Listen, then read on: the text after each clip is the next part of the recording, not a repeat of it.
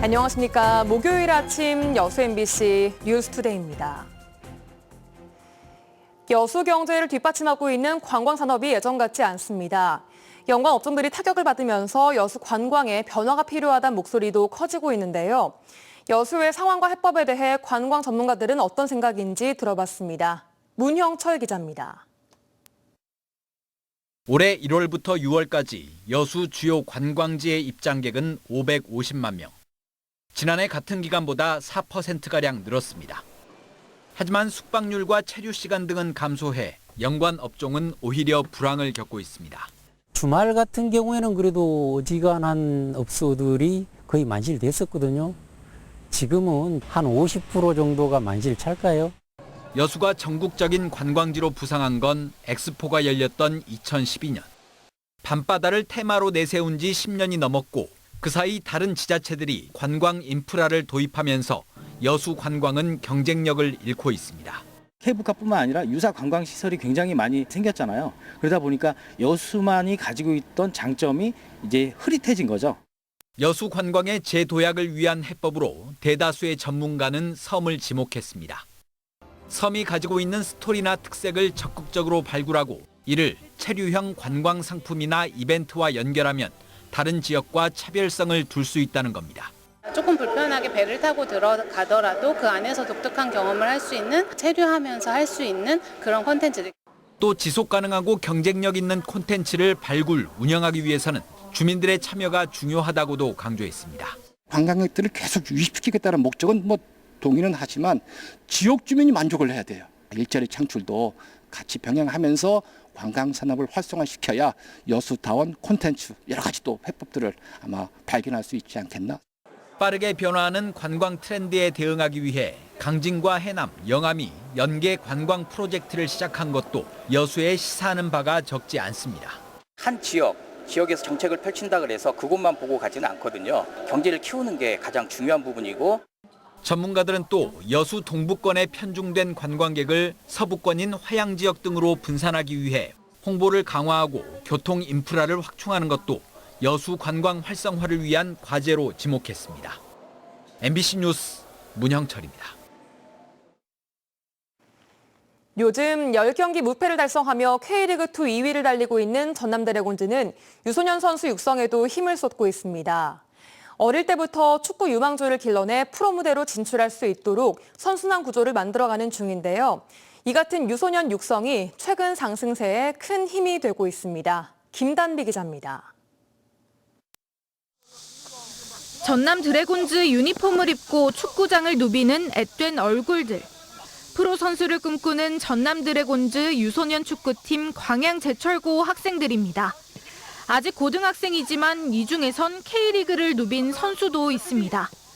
3학년 공격수 송건호는 전남과 준프로 계약을 통해 지난 4월 FC 안양과의 데뷔 무대를 잘 치렀습니다. 저한테 살짝 심장 같은 존재라고 생각합니다. 거기서 한번 뛰어보고 싶다 이런 생각도 많이 해서 지금까지 열심히 했는데 이런 기회가 와서 정말 기분이 좋고. 전남 드래곤즈는 1996년 광양제철고 축구부 창단을 시작으로 2003년 초중고 각 한 팀씩 정식 유소년 시스템을 도입했습니다. 재능 있는 어린 선수를 발굴한 뒤 체계적인 훈련과 지원을 통해 세계적인 프로 선수로 성장시키기 위한 목적입니다. 현재 전남 드래곤즈에 소속된 37명의 선수 가운데 4명의 선수가 유소년팀 출신입니다. 실제로 전남은 유소년 육성 시스템을 통해 우수 선수를 다수 발굴했습니다. 영국 프리미어 리그 무대에 입성했던 지동원과 윤석영을 비롯해 국내외 수많은 프로축구 스타들이 전남의 유소년 육성 시스템을 거쳤습니다.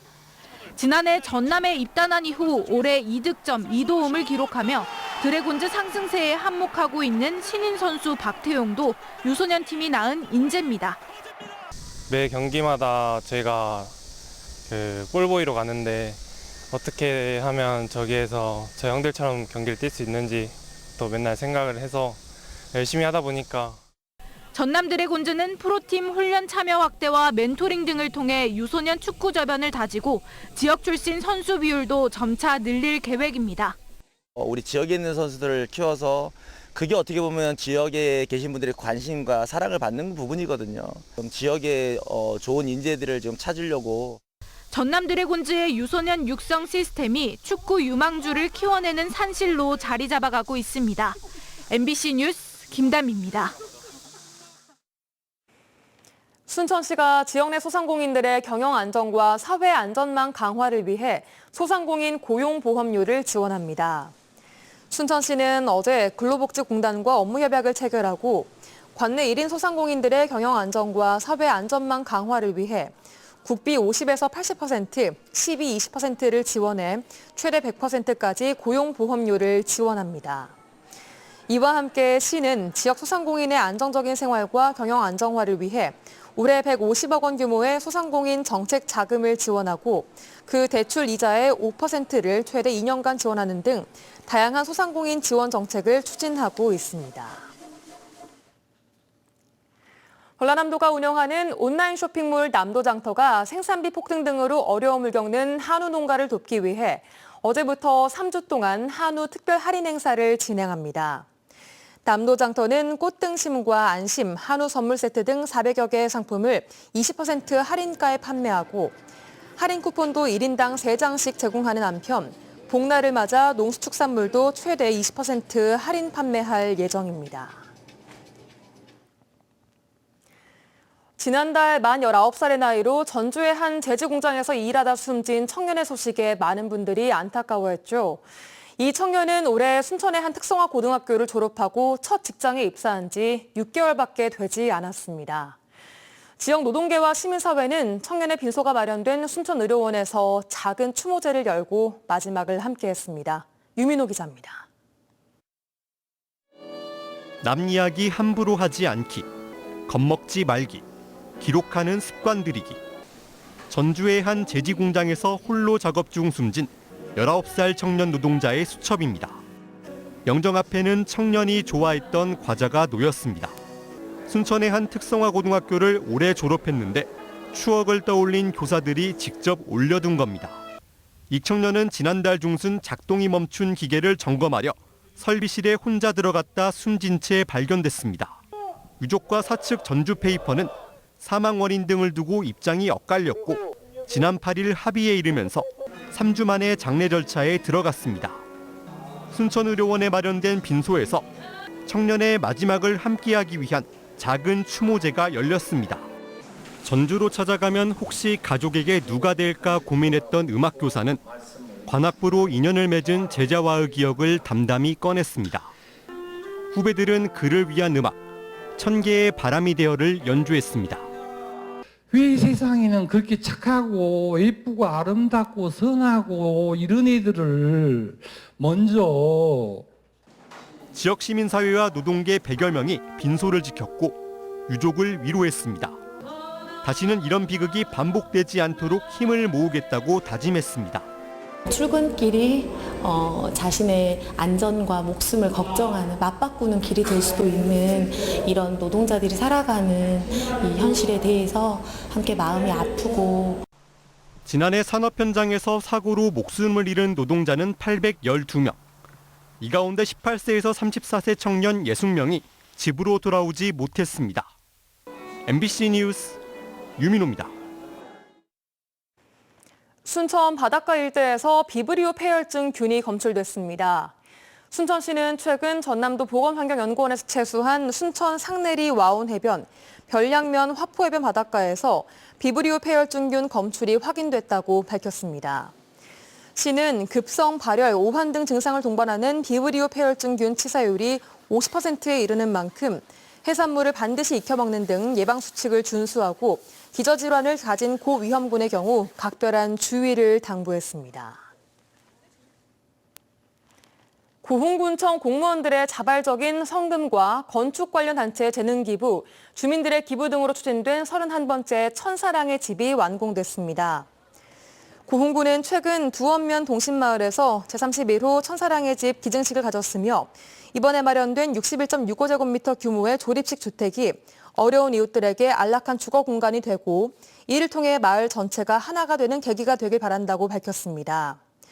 고흥구는 2003년부터 주거 여건이 열악한 저소득 가정을 위해 공직자들이 솔선에 참여하는 천사랑 집짓기 사업을 추진하고 있으며 지금까지 8억 7천여만 원의 재원을 모아 사랑의 집 31채를 기증했습니다. 전남 무안군 오룡 2지구 신축 아파트 입주가 시작됐지만 초중학교는 2026년 3월 개교 예정입니다. 전남교육청은 학생 임시 배치 계획을 추진하고 있지만 내년 3월 이후 통학 대란은 불가피해 보입니다. 신광하 기자가 보도합니다. 무안군 오룡 2지구에 입주가 예정된 세대수는 모두 6,407세대. 지난달 현대를 시작으로 대우, 중흥 등의 입주가 이어지고 있지만 유치원과 초중고등학교 공사는 이제 설계를 마쳤거나 착공 단계입니다. 오룡 2지구에 신설되는 학교는 유치원 1곳과 초등학교 2곳, 중학교 1곳 등으로 모두 2026년 3월 개교를 목표로 하고 있습니다. 최근 중앙투자심의를 마친 고등학교는 이보다 1년 늦게 개교할 예정입니다. 학교 건축이 늦어지면서 입주가 시작된 아파트 학생들은 우선 인근 초등학교로 임시 배치됐습니다. 임시 배치되는 초등학생은 올해 261명, 중학생은 110명에 달합니다. 신축 아파트 입주가 늘어나는 내년에는 초등학생 580명, 중학생은 280명에 달할 것으로 추산됩니다. 전남교육청은 사업 시행사와 협의해 내년 신학기부터 초등학교에 임시교실 6개, 중학교에는 교실 8개를 증축하고 통학 차량을 운영할 예정입니다.